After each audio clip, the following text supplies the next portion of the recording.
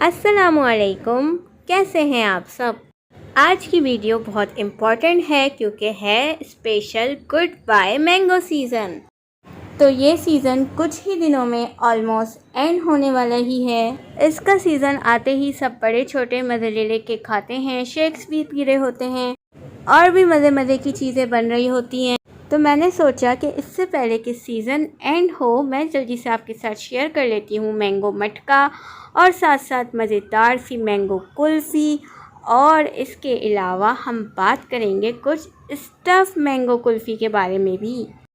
तो recipe start करने से पहले कुछ बात कर लेते हैं मैंगो ट्री के बारे में। ये मैंगो ट्री हमारे घर के बिल्कुल सामने है और इसके साथ ही मलबरी ट्री भी है जो मैंने लास्ट वीडियो में शेयर किया था। तो ये ट्री माशाल्लाह से काफ़ी घना और काफ़ी लंबा है और इसकी मैंने रात के वक्त क्यों वीडियो क्लिप बनाई वो भी मैं आगे आपको बताऊंगी। और ये जूम करके मैं इसमें लगे हुए आपको मैंगोज़ भी दिखा रही हूँ जो कुछ महीने पहले के हैं और उसमें से जो आसानी के साथ तोड़ सके वो ये रहे, ये तोड़े थे इसमें। और इसका हमने फिर बनाया था, मतलब 2-3 महीने पहले की बात बता रही हूँ, मज़ेदार सा मैंगो का यानी कि खट्टे मीठे अनराइप मैंगो का शरबत जो कि बहुत ही आसानी से बन जाता है और बहुत ही ज़्यादा टेस्टी लगता है। गर्मियों का बेहतरीन तोहफ़ा है। तो कैरी के शरबत की थोड़ी सी बात कर लेते हैं। हालांकि हमारे घर के सामने जो दरख्त है उसमें लगे हुए अब आम बिल्कुल ख़त्म हो गए, लेकिन बहुत सारी जगहों से आ रहे हैं सब्ज़ी वालों के पास अभी भी कैरियाँ मिल रही हैं। तो उससे मैंने अभी रिसेंटली क्या बनाया था वो भी मैं आपको बताती हूँ। अच्छा, कैरी के शरबत में जस्ट चीनी और नमक का कमाल है, बस बॉयल किया, ब्लेंड किया और थोड़ा और पानी मिलाया और तैयार है। तो रिसेंटली मैंने अभी बनाया था आम पापड़। अगर आपके एरिया में अभी भी कैरी मिल रही हो तो आप भी ट्राई कर सकते हैं, मैं लिंक डिस्क्रिप्शन बॉक्स में दे दूँगी। घर के बने आम पापड़ मार्केट से मैं समझती हूँ काफ़ी बेहतर है और सबसे बड़ी बात है प्रिजर्वेटिव फ्री होते हैं। उस वीडियो में आप ये भी देख सकेंगे कि हमने आम पापड़ के साथ साथ मैंगो कैंडी कैसे बनाई थी, उसमें वो भी है, तो आप ज़रूर लिंक पे जाके देखिएगा। चलें थोड़ा सा मैं आपको यहाँ पे भी तरीका बता देती हूँ तो आपको और आसानी हो जाएगी। यहाँ पे और इजी मेथड है। मैंने अनराइप मैंगो को पहले सारे मसालों के साथ अच्छे से बॉईल किया। बॉईल करने के बाद फिर ब्लेंड कर दिया, ठीक है, पानी जैसे ही खुश्क हुआ। और उसके बाद एक थाल को ग्रीस करके ऑयल से उस पर मैंने ये सारा मिक्सचर स्प्रेड कर दिया और फिर उसको मैंने एयर ड्राई किया, सन ड्राई नहीं किया, बहुत ही एहतियात के साथ मॉइस्चर फ्री रखा। बहुत ही ज़्यादा, मतलब ये 2 दिन लगे इसको एयर ड्राई होने में और उसके बाद ये बेहतरीन तरीके से ड्राई हो गया। और फिर मैंने इसको सॉफ्ट हैंड से कट करके, क्योंकि अगर मैं ज़रा सा भी तेज़ी से कट करती तो फिर ये उल्टा सीधा कट हो जाता, तो मैंने बड़ा सॉफ्ट हैंड से इसको कट किया और फिर ये मज़ेदार से आम पापड़ रेडी हो गए। तो आपको तो पता है कि सीज़न एंड हो रहा है, तो मैंने बहुत सारे क्लिप्स पहले से ही बना के रखे थे। और मसला फिर यही होता है, अच्छी खासी जीबी का मोबाइल है लेकिन फुल मेमोरी भरी रहती है क्योंकि मैंने इतने ज़्यादा क्लिप्स रिकॉर्ड किए हुए हैं। तो इसलिए मैंने सोचा मैंगो स्पेशल में मैं मैंगो से रिलेटेड सारा कुछ शेयर कर देती हूँ, बाकी फिर आप जानें।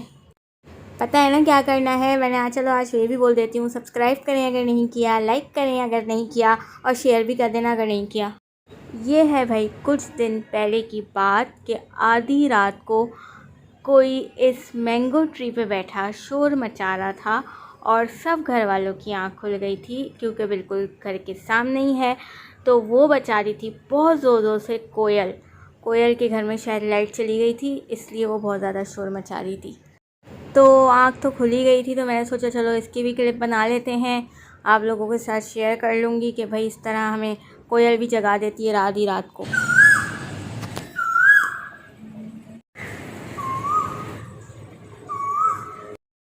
अब मैंगो स्पेशल हो और मैंगो प्लांट की बात ना हो, ऐसा तो हो ही नहीं सकता। एक तो आपसे मैंगो ट्री की बात हो गई और आपको पता है मुझे किचन गार्डनिंग का कितना शौक़ है, तो मैंने भी कुछ मैंगो प्लांट्स लगाए हुए हैं। अब इसके लिए ज़मीन पे कहीं जगह नहीं मिल रही है, वो मसला नहीं है, वो कभी ना कभी मिल ही जाएगी। लेकिन मुझे बड़ी खुशी हुई कि 3 सीड्स लगाए थे एक ही पॉट में और तीनों ही ग्रो कर गए।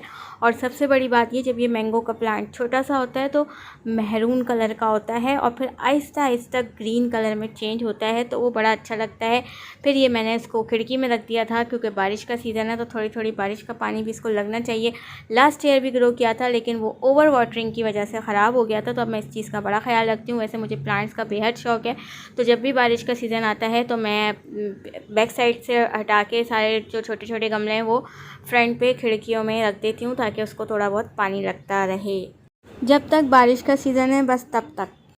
तो हमने कर ली भाई बहुत सारी बातें, अब हम जल्दी से मैंगो कुल्फ़ी बनाना स्टार्ट कर ही लेते हैं। तो हमने यहाँ पे लिया है 1/2 लीटर मिल्क, इसे हमने 1 से 2 दफ़ा बॉईल कर लेना है।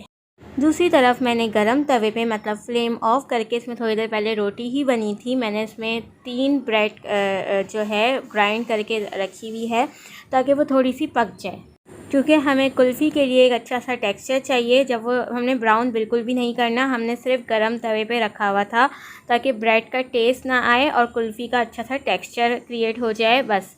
और हमने ब्रेड स्लाइस में ये ख्याल रखना है कि अगर बड़े ब्रेड स्लाइस हैं तो आपने 2 लेने हैं, वरना फिर 3 लेने हैं। उसके बाद फिर 1/3 कप हमने फ़ौरन ही इसमें शुगर शामिल कर लेना है। 1/3 कप इसलिए ले रही हूँ कि मैंगो भी तो मीठे होते हैं। मैं बहुत कम बड़ी वीडियोस बनाती हूँ, अब इतने दिनों से मैं एब्सेंट थी ना भाई, तो मुझे कुछ ना कुछ तो कॉम्पनसेट करना था ना।